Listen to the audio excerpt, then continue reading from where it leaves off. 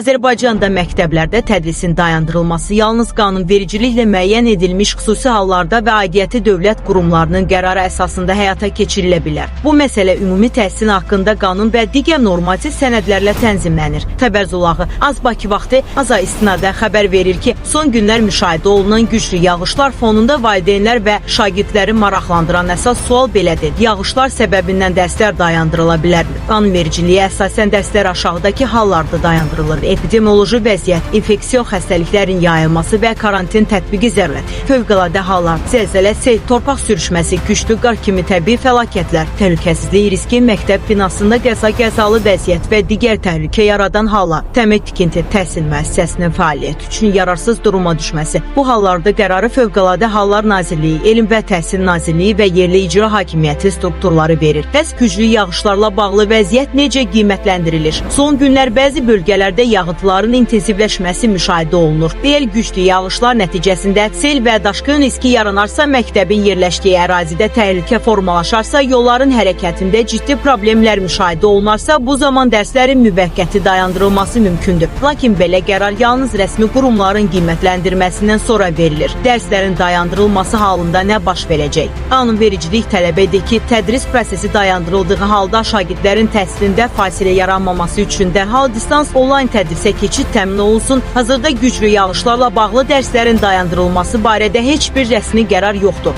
Bununla belə yağıntıların intensivliyi davam edərsə, aidiyyəti qurumların vəziyyəti qiymətləndirərək qərar verməsi istisna edilmir.